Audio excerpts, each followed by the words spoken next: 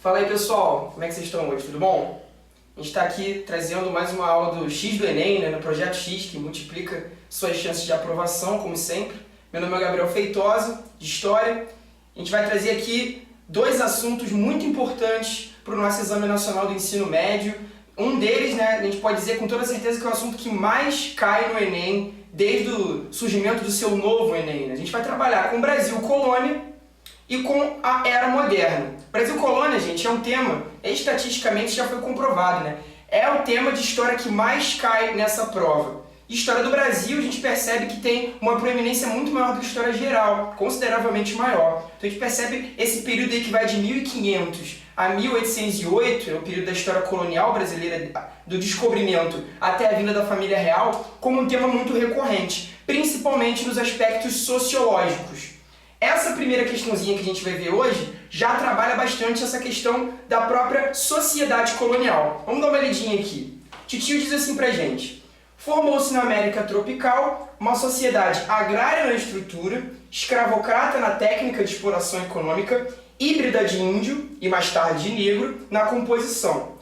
Sociedade que se desenvolveria defendida menos pela consciência de raça do que pelo exclusivismo religioso, desdobrado em sistema de profilaxia social e política. Menos pela ação oficial do que pelo braço e pela espada do particular. Mas tudo isso subordinado ao espírito político e de realismo econômico jurídico que aqui, como em Portugal, foi, desde o primeiro século, elemento decisivo de formação nacional. Sendo que entre nós, através das grandes famílias proprietárias e autônomas, senhores de engenho com altar e capelão, dentro de casa índios de arco e flecha, ou negros armados de arcabuzes às suas ordens. Nosso grande Gilberto Freire, Casa Grande e Senzala. Galera, esse texto é um texto fundamental para a formação do pensamento social colonial. Gilberto Freire é um sociólogo, antropólogo, clássico dos anos 80, já apareceu outras vezes em vestibulares, não só no Enem, mas também na antiga prova da UFRJ, nas antigas provas da UF também específicas. É um texto fundamental para a gente entender a formação da sociedade de engenho. Está localizando aí no século XVI e XVII, o que nós chamamos de Sociedade do Açúcar. Casa Grande e Senzala, o próprio nome da obra, já mostra pra gente essa dualidade entre duas esferas de poder diferentes dentro do engenho. A Casa Grande, o local onde a família colonial residia, o senhor de engenho, e a Senzala, o local onde a mão de obra vivia o seu dia a dia. A conversão de cotidianos dessas duas realidades, segundo nosso amigo Gilberto Freire, seria o cerne da própria sociedade colonial. Uma sociedade miscigenada, uma sociedade a partir de uma estrutura de identidades variadas que formaria o que o nosso Brasil é hoje. O Enem adora essa perspectiva sociológica, galera, de conversão de realidades. A realidade europeia e a realidade americana, ao passo que a realidade também negra, africana, como ele cita no texto, já mostra pra gente também essa conversão. Então o Enem vai trabalhar com essa perspectiva de um Brasil formado a partir de misturas, e essa mistura fica muito ligada ao período colonial. Vamos ver o que ele pede pra gente aqui no próximo slide? Ele diz o seguinte: de acordo com a abordagem de Gilberto Freire sobre a formação da sociedade brasileira, é correto afirmar que, perceba, a formação da sociedade brasileira. Esse tema é muito importante. E essa formação vai se dar de que forma, Gabriel? Principalmente a partir de 1532, no final do período que a gente chama de pré-colonial. O Brasil colônia tem duas estruturas cronológicas diferentes. O pré-colonial, que vai de 1500 com o descobrimento, até 1532. A partir de 32 a gente percebe uma exploração com mais afinco por parte dessas elites portuguesas no Brasil. Inicialmente temos o pau-brasil como o primeiro grande produto explorado, depois a gente percebe o ciclo do açúcar. É nesse ciclo do açúcar que nós vamos perceber a análise de Gilberto Freire. Ele vai perceber o açúcar como um principal plantation, a gente pode utilizar esse termo para designar uma espécie de commodity, uma espécie de produto a partir de uma prática escravocrata, a partir da grande propriedade rural, a partir de um trabalho compulsório que admite determinadas mãos de obra também livre. A gente não pode dizer que só existe mão de obra escrava no Brasil. Também temos mão de obra livre, mas ela é em menor parte, pequeníssima parte. Então a gente não toma isso como regra. Ele está querendo dizer então que, de acordo com essa abordagem, como é que houve a formação da sociedade brasileira analisando aquele texto? A gente vê na letra A, a colonização na América tropical era obra, sobretudo, da iniciativa particular. A gente vai ler todas as alternativas passando uma a uma, para depois a gente chegar no gabarito mais correto. Letra B, ele vai dizer que o caráter da colonização portuguesa do Brasil era exclusivamente mercantil. Gente, muito cuidado com palavras desse tipo.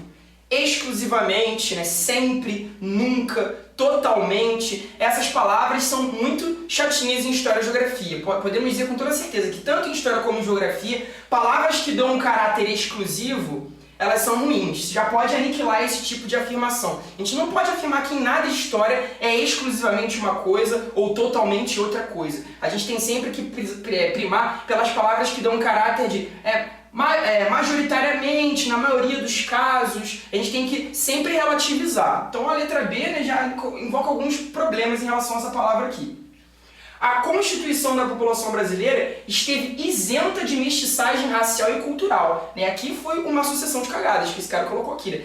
Isenta de mestiçagem racial e cultural? Claro que não.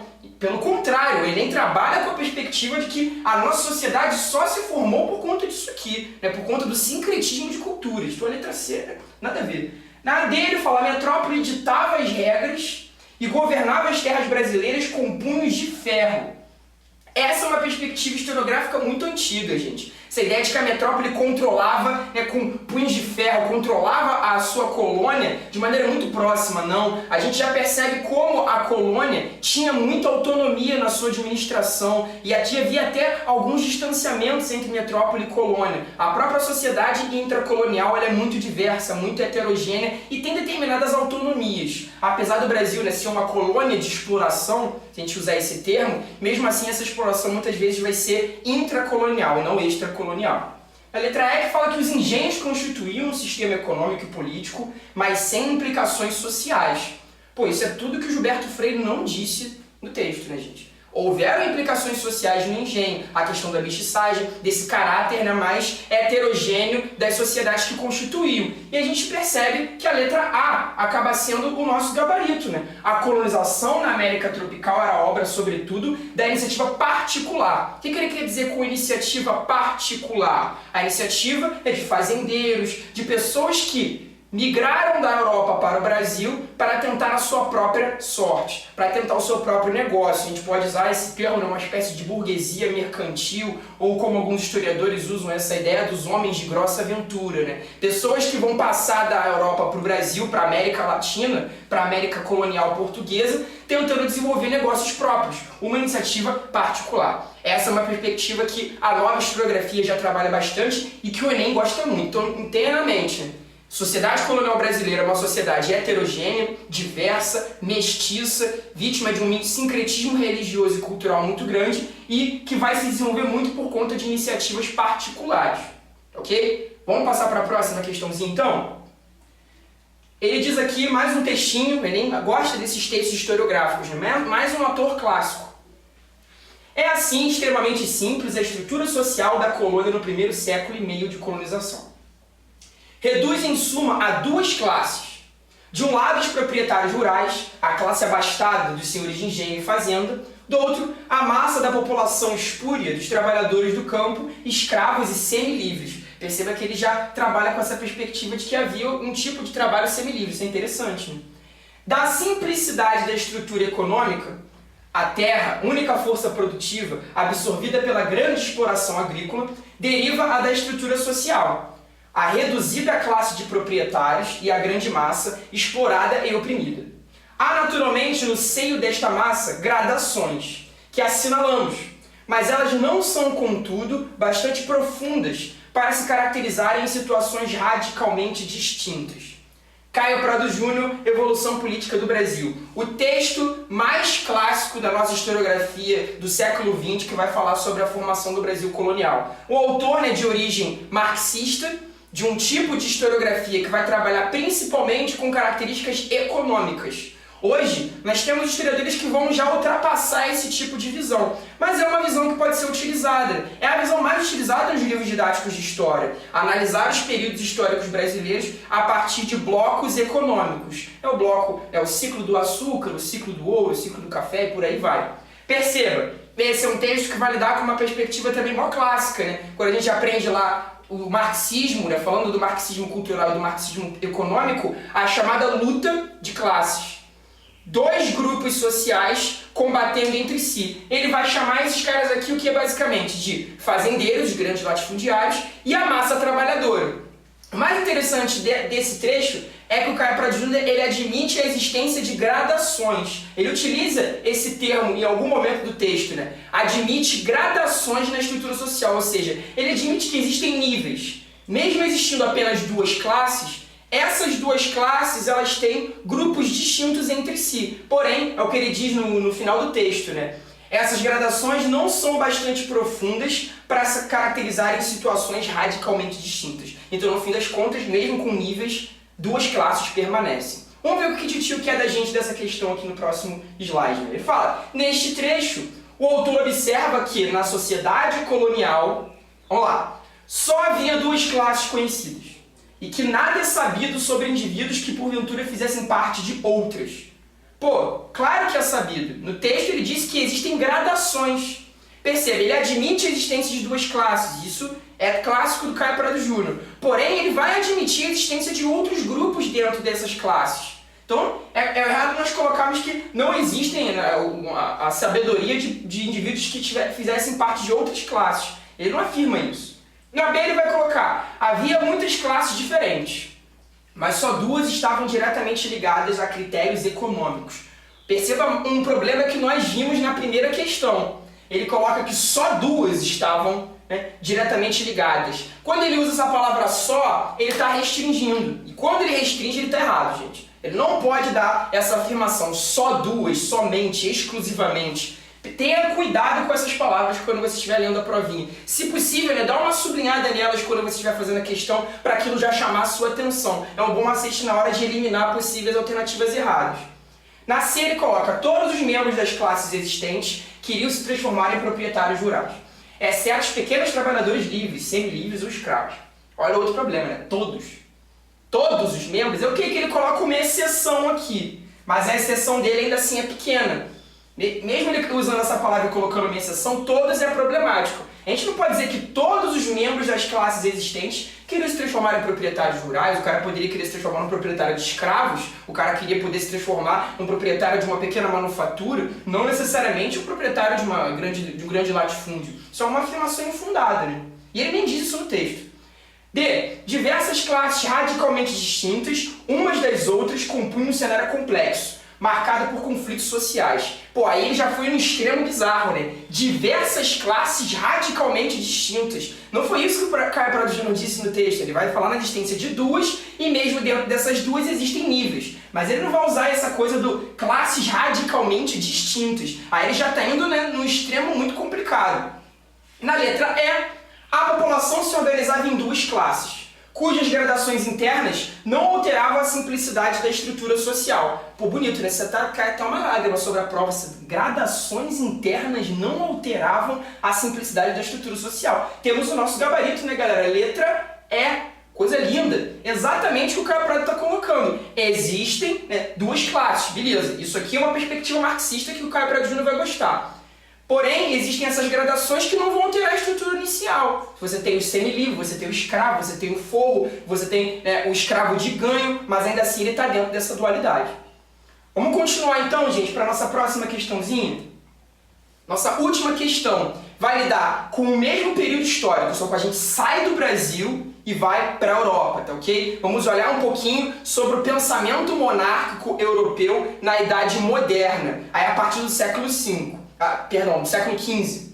Vamos ler aqui o trechinho que ele dá pra gente. O príncipe, portanto, não deve se incomodar com a reputação de cruel, se seu propósito é manter o povo unido e leal. De fato, com os poucos exemplos duros, poderá ser mais clemente do que outros, que, por muita piedade, permitem os distúrbios que levem ao assassínio e ao roubo. Nosso amigo Nicolau Maquiavel, né? Nicolau Maquiavel, né? Esse gato que vai aparecer aqui agora pra gente, é um cara nascido na Itália, parece o Vladimir Putin, mas não é, né, gente? Sempre confundo. E ele vai ser o autor da frase clássica, né, que os fins justificam os meios. A gente fez uma alteração com o projeto X, que o X justifica os meios. Na verdade, você sabe que a frase não é essa. Ele vai escrever O Príncipe, uma obra clássica nessa época, que funciona como uma espécie de manual de bons costumes da monarquia europeia.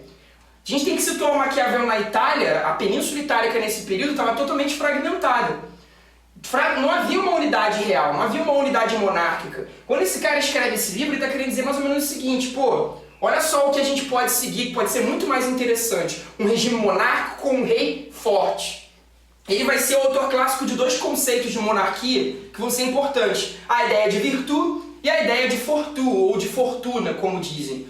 Todo bom rei, todo bom monarca, ele deve ficar entre essas duas forças, a virtude e a fortuna. Que a gente pode entender algo como virtude e fortuna também.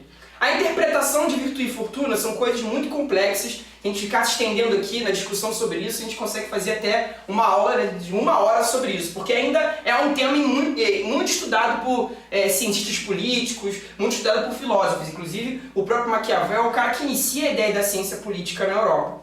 Porém, entenda virtude e fortuna algo como talento e algo como boa fortuna, como ventura, como sorte. Todo grande monarca ele tem que estar mediado por essas duas forças. O talento para lidar com questões diversas, para lidar com todos os grupos sociais que cercam o rei, e um pouco também de acaso, né, de sorte, de momentos que aparecem que você tem que agarrar as oportunidades. Uma filosofia muito interessante e que vai ser lida nesse momento como uma espécie de livro de conselhos para reis. Vamos ver o que o Titio pede pra gente aqui nas alternativas.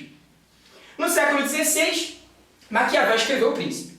Reflexão sobre a monarquia e a função do governante. A manutenção da ordem social, segundo esse autor, baseava-se na inércia do julgamento de crimes polêmicos.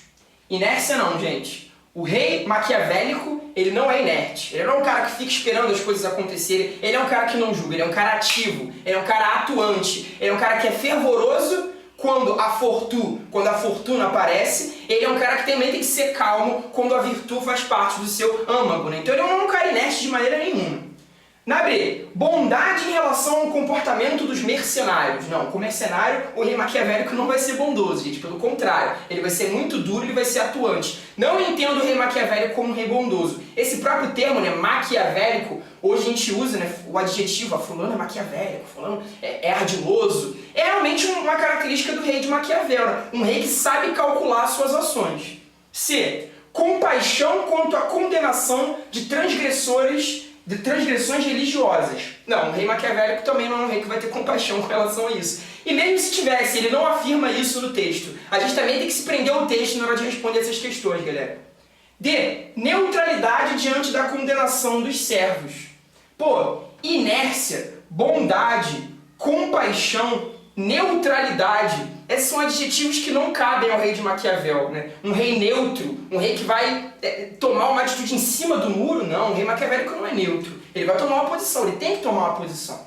Na letra E nós chegamos conveniência entre o poder tirânico e a moral do príncipe. Gente, isso aqui é a síntese da virtude e da fortuna. Temos o nosso gabarito aqui na letra E. Uma conveniência, a gente tem que saber ponderar, tem que saber equilibrar a tirania, a ideia do poder forte, a ideia do poder interventor do rei, com a moral do príncipe. É a ideia de que os fins justificam os meios. A gente usa essa frase do Maquiavel para designar o príncipe, mas na verdade Maquiavel vai muito além dessa frase. De fato, o príncipe, o bom rei, ele deve ter moral e ética em momentos importantes. Ele não deve ser um cara que vai agir por meio da força o tempo inteiro. Ele tem que saber ponderar. Então, a conveniência entre essas duas forças é o mais importante no pensamento maquiavélico. E vai definir toda a ação dos reis do século XV até a Revolução Francesa, até 1789. Um tema muito importante para o Enem. Espero ter ajudado vocês aí nessa análise, galera. Muita sorte para vocês no concurso. Bons estudos. A gente se vê na próxima.